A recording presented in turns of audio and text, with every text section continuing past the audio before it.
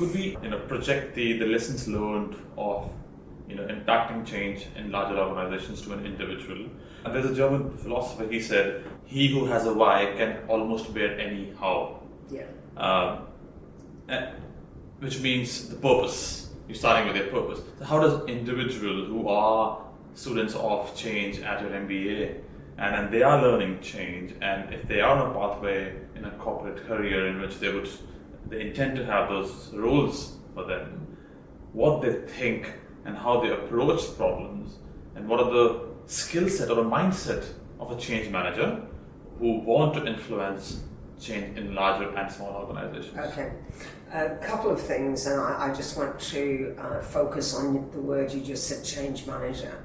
That is almost a swear word in my books. We, from the get-go, and I'll just do a Shakti-Gawan creative visualization here. There's a box in the front of the room in the number one of the MBA class and or any senior executive program talking about change.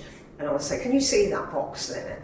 If anybody uses the word change manager, you've got to put some money in there and we'll send it off to a good cause afterwards. It's change leadership. Change management are just the tools and processes we use, Agile, lean, all of those things.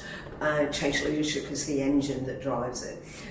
Because that dichotomy is not understood, that is why 70% of change management programs fail in execution, because they are not led correctly. And going back to your purpose, it's around being very, very clear about the why of the organisation and what that takes, the purpose, the picture, the plan, the part, that we as change leaders need to articulate that to those people who are on that same journey.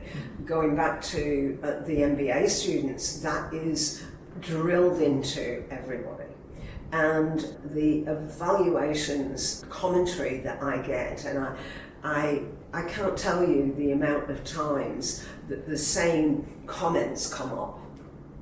It was just this watershed shift in their mind of the difference between the mechanics of change management and the courage that it takes to drive the core purpose relentlessly.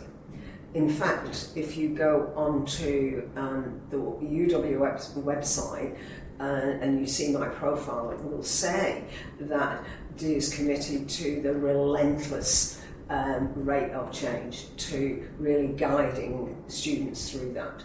So the why, the purpose is really important. I'm a great follower of Simon Sinek, by the way. The why is one of my favourite authors, in fact, and the humility that he displays around that is fantastic. Mm-hmm. Wow.